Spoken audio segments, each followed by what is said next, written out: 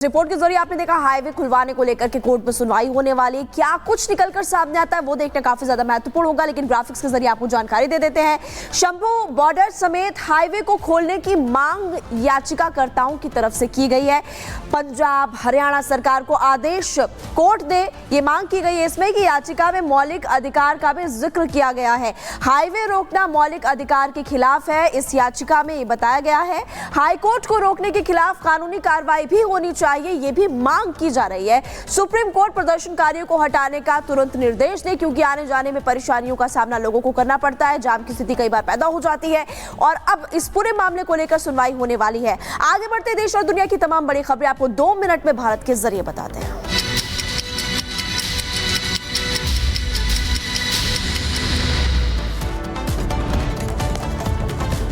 मध्य प्रदेश के ग्वालियर में प्लास्टिक की फैक्ट्री में लगी भीषण आग। इंडस्ट्रियल एरिया में है प्लास्टिक की फैक्ट्री। मौके पर दमकल के कर्मचारी आग बुझाने में जुटे। रात 11 बजे प्लास्टिक की फैक्ट्री में आग लगी। फैक्ट्री में केमिकल होने की वजह से आग तेजी के साथ फैल गई। घटना के बाद इलाके में अफरा तफरी। फायर ब्रिगेड की 24 गाड़ियां आग बुझाने में जुटी। फैक्ट्री में फंसी 4 महिलाओं और एक बच्चे को सुरक्षित बाहर निकाला गया। किसी के हताहत होने की नहीं खबर। आगे बढ़ते हैं। गांधीनगर मार्केट की दुकान में भी भीषण आग लग गई है। आगजनी से दुकान में रखा लाखों रुपए का सामान जलकर खाक हो गया। उत्तर प्रदेश के झांसी में पबजी खेलने से मना करने पर छात्र ने जान दे दी। 10वीं के छात्र ने मां के सामने फंदा लगाकर सुसाइड किया। उत्तर प्रदेश के नाम में फिल्म पुष्पा 2 देखने आए लोगों ने बवाल किया है। पुलिस ने प्रदर्शनकारियों पर लाठीचार्ज किया। यूपी के सोनभद्र में सड़क हादसे में बाइक सवार 3 युवकों की मौत और सड़क के गड्ढे में अनियंत्रित होकर फिसली थी बाइक। पुलिस इस पूरे मामले की जांच कर रही है।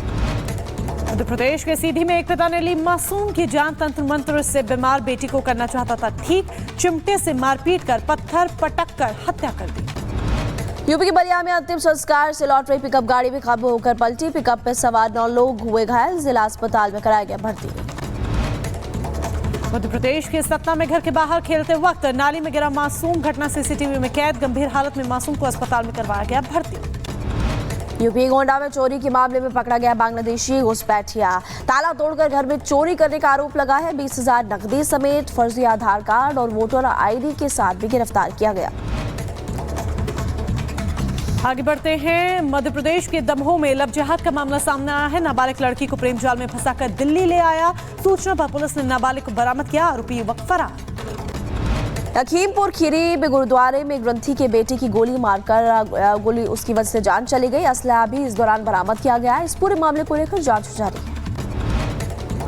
अम्बेडकर नगर में स्कूल में घुसकर टीचर से मारपीट करने वाला आरोपी गिरफ्तार हो गया। आरोपी हत्या के आरोप में जेल से जमानत पर आया था बाहर। और चलिए अब खबरों का रुख करते हैं और शुरुआत बड़ी खबर के साथ करते हैं। सीरिया से जुड़ी है बड़ी खबर। आपको ये बता दें कि रूसी मीडिया ने बड़ी जानकारी दी है, बड़ी खबर दी है कि सीरिया के राष्ट्रपति रूस पहुंच चुके हैं, अपने परिवार के साथ पहुंचे हैं। बड़ी जानकारी आप तक पहुंचा दें। रूसी मीडिया के हवाले से ये जानकारी मिल रही है, जहां पर सीरिया के राष्ट्रपति बशर अल असद रूस पहुंच गए हैं। परिवार के साथ मॉस्को पहुंचे हैं बशर अल असद। रूस ने सीरिया के राष्ट्रपति असद को शरण दी है। जिस तरह के सीरिया में हालात बने हुए हैं महिमा, उसके बाद देखिए रूसी राष्ट्रपति का रूस पहुंचे हैं ये सीरियाई राष्ट्रपति। ये बड़ी जानकारी निकलकर नजर आ रही है। जी बिल्कुल, देखिए रूस सीरिया के राष्ट्रपति बशर अल असद पहुंचे। विद्रोहियों ने कब्जा किया बड़े बड़े शहरों में, फिर उसके बाद राजधानी तक पहुंचे। और वो तस्वीरें भी हमने आपको कल दिखाई थी जब राष्ट्रपति आवास में विद्रोही पहुंचे, तस्वीर तोड़फोड़ की गई, सामान ले गए, वो भी तस्वीरें थी। और उसके बाद हमने आपको ये भी बताया था कि राष्ट्रपति आगे की ओर निकले हैं। और फिलहाल ये बड़ी खबर आपको बता रहे हैं मोनिका। और ये सब इसीलिए हुआ है क्योंकि सीरिया में जो हालात है, विद्रोही जिस तरीके से आगे बढ़ते जा रहे हैं और कब्जा करते जा रहे हैं, विद्रोह की जिस तरीके से ज्वाला भड़कती हुई नजर आ रही है, धधकती हुई नजर आ रही है, उसके बाद सीरियाई राष्ट्रपति का ये कदम बड़ा कदम है महिमा। आप बिल्कुल सही कह रही है, बड़ा कदम उनकी तरफ से उठाया गया। इस पर आपको एक खास रिपोर्ट दिखाते हैं।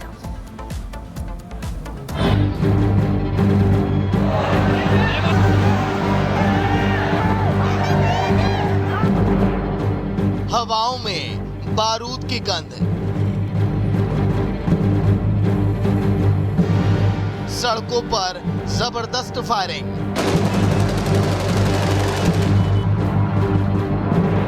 बेकाबू विद्रोही।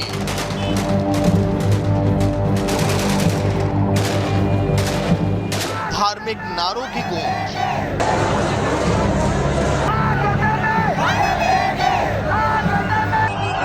दिल और दिमाग को झकझोर देने वाली ये तस्वीरें सीरिया की हैं, जहां विद्रोहियों की जीत के साथ ही सीरिया में बशर अल असद के 24 साल के शासन और देश में 13 साल से चल रहे गृह युद्ध का अंत हो गया। अब सीरिया की राजधानी दमिश्क पर हयात अल शाम का कब्जा है। कई लोग चौराहे पर सेना के टैंक पर चढ़कर जश्न मना रहे हैं।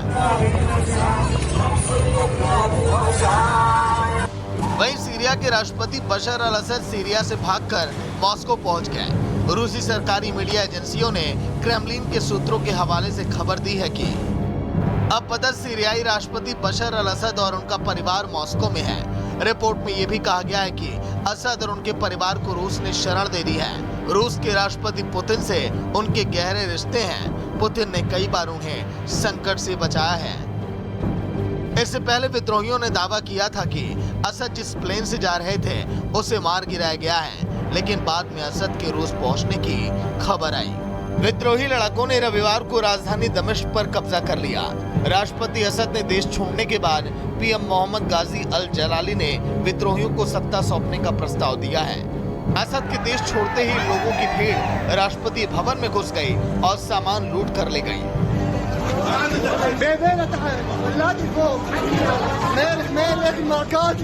लड़ाकों ने दमिश्क में कई जगह असद परिवार की निशानियों को नष्ट कर डाला। पूर्व राष्ट्रपति और असद के पिता हाफिज अल असद के स्टैच्यू को भी तोड़ दिया गया। सीरिया में असद सरकार के अंत को लेकर अमेरिकी राष्ट्रपति बाइडेन ने खुशी अब जाहिर की है। बाइडेन ने इस घटना को न्यायपूर्ण और मौलिक बताया है और कहा, सीरिया में 13 साल की गृहयुद्ध के बाद उनके पिता बशीर असद के आधी सदी से अधिक के क्रूर सत्तावादी शासन के बाद विद्रोही ताकतों ने असद को अपने कार्यालय से इस्तीफा देने और देश से भागने के लिए मजबूर किया है। यह जोखिम और अनिश्चितता का क्षण भी है, क्योंकि हम सभी इस सवाल पर विचार कर रहे हैं कि आगे क्या होगा। अमेरिका सीरिया में अपने सहयोगियों के साथ काम करेगा। सीरिया में सत्ता परिवर्तन की तैयारी हो रही है, लेकिन अभी यह साफ नहीं है कि देश में सरकार कैसे बदली जाएगी, कौन सीरिया का नेता बनेगा।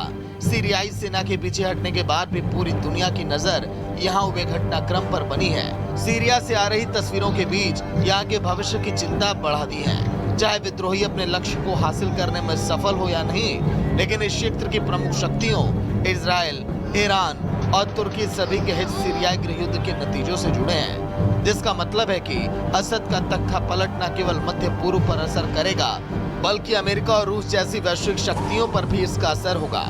यानी अनिश्चितताएं कई हैं और चिंताएं भी कई।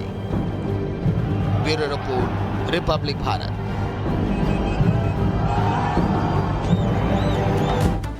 राष्ट्रपति असद का यूं इस तरह से फरार हो जाना, रूस पहुंच जाना वाकई में चिंताजनक है, एक बड़ा कदम है। ऐसे में जरा असद का खूनी शासनकाल भी जान लीजिए।